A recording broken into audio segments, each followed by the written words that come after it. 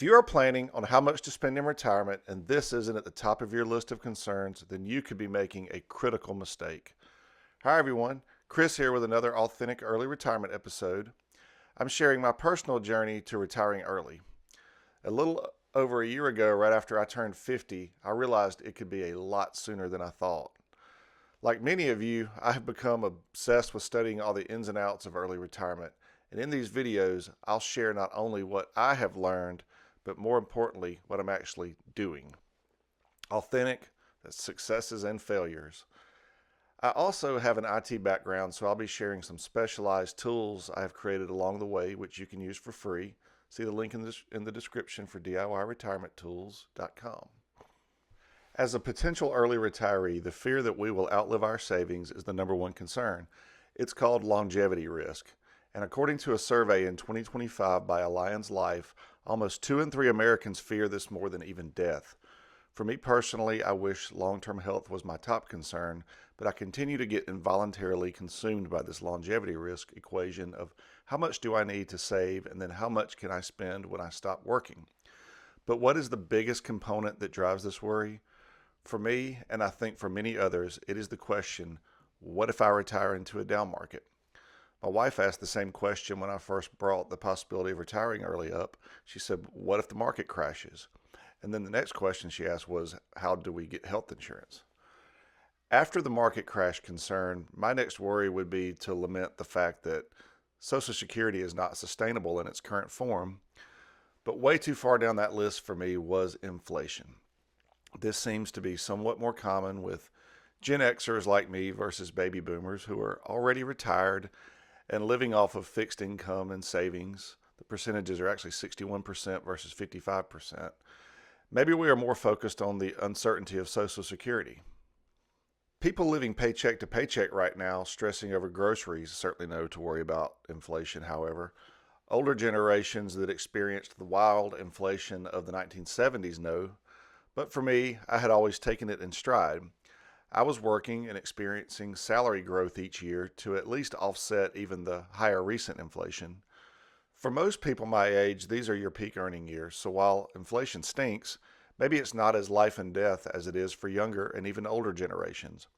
In my adult life, I've been lulled into not considering inflation as much because my clearest memories are the dot-com bubble bursting back around 2000, the subprime housing crisis in 2008 with the decade-long recovery, and the recent brief but large COVID market dip in 2020. I have never personally experienced the horrifying double-digit inflation of some generations. I have more fear for what I have personally experienced, which are large market downturns. You hear it from others now as well. When is the next bubble? Are we already in another bubble? Is AI driving the next bubble? This is a valid concern and should absolutely be a high priority.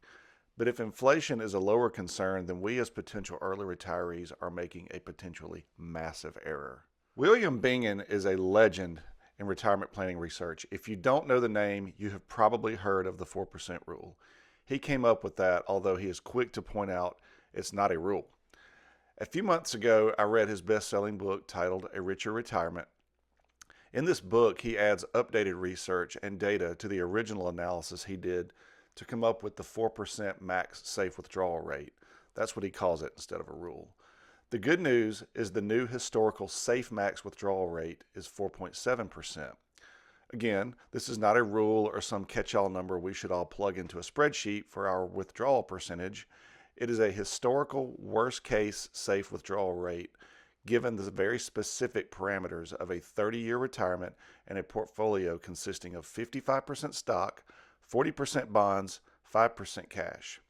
If the retiree started with a 4.7 withdrawal rate and increased the amount each year based on prior year inflation, then this 4.7% rate would have survived the historical worst-case scenario and not run out of money in 30 years. Note to early retirees with longer horizons, you may need a lower safe rate. It does not assume anything like leaving a legacy to your kids, but just running out of money before you die in 30 years. He has done extensive analysis using historical data and has modeled a prospective retiree for every month of every year that he had at least 30 years of data to use. At a seemingly high 6% withdrawal rate, that is well above the 4% rule of thumb, many portfolios survive for at least 50 years. That's more than a third of retirees in this historical data sample. Many could have withdrawn more. Several don't even make it 20 years, though. Bear markets have the expected effect, however, there are interesting exceptions. From July 1946 to June 1948, inflation was extremely high. An October 1947 retiree only makes it 22 years, but there is no bear market during this time. It was more flat than down. The deepest ever bear market occurred during the Great Depression, with a decline of greater than 89%.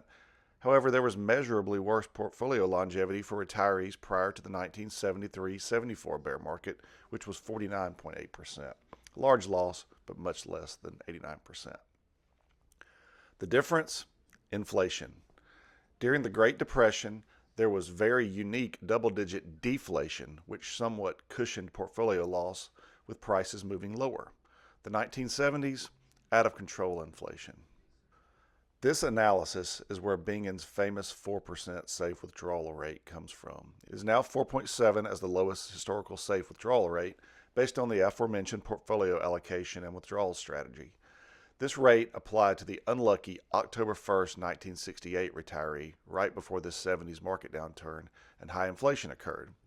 Most of the time, the safe withdrawal rate is much higher, but this does only measure up to a certain point because he requires 30 years of actual data to calculate the safe withdrawal rate. The main takeaway from this, what I would rank as the number one lesson for me personally is, and I quote Mr. Bingen, inflation must be considered on a par with stock bear markets as a determinant of the success of a withdrawal plan. I went into this book with the list of concerns being market, Social Security, and then inflation, but I came out with market and inflation being 1A and 1B.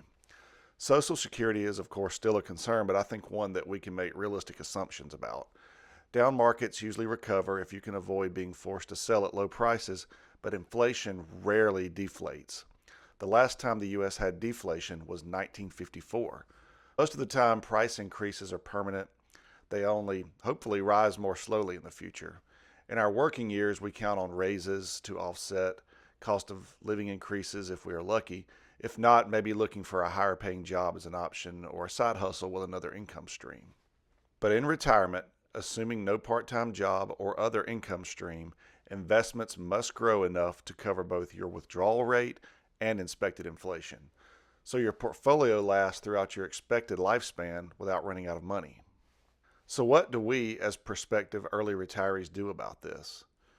Use Bolden to show scenarios with optimistic, average, and pessimistic inflation. You could use other tools too. I want to dive a little deeper into Bolden to show the effect of a wider range of inflation.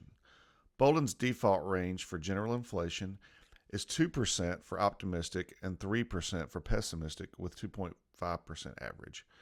You can see this sample plan that shows a solid chance of success using Monte Carlo scenarios. With a pessimistic simulation, the chance of success only drops to 70%, which is not that bad in Monte Carlo's success rate. That would leave plenty of room for adjustments in spending. However, if we widen that range one more percent by raising pessimistic inflation to just 4%, then our pessimistic inflation scenario drops chance of success to 46%. Take that even further to 5% being the pessimistic inflation rate, and chance of success drops even further to 24%. You begin to get the idea. Inflation matters a lot when stress testing your plan. Any plan we make should take this into account. What am I doing? I'm creating an average plan with expenses broken into discretionary versus non-discretionary. The discretionary is going to have a lot of flexibility, not only to account for reducing in a down market, but also if my non-discretionary expenses go up significantly. Hopefully it doesn't happen, but hope isn't a good plan. We don't want to spend time unnecessarily worrying or being in a state of fear, but what we do want to do is have a plan of action if things don't go as hoped. I also hope to create some more income streams because I'm not planning on sitting around. My goal in retirement is freedom from 9 to 5, not sitting around bored. This channel is hopefully one of those income streams one of these days. If you have hung in this long, please like and subscribe and maybe help protect me from down markets and the underrated retirement killer, inflation. Thanks, and see you next time.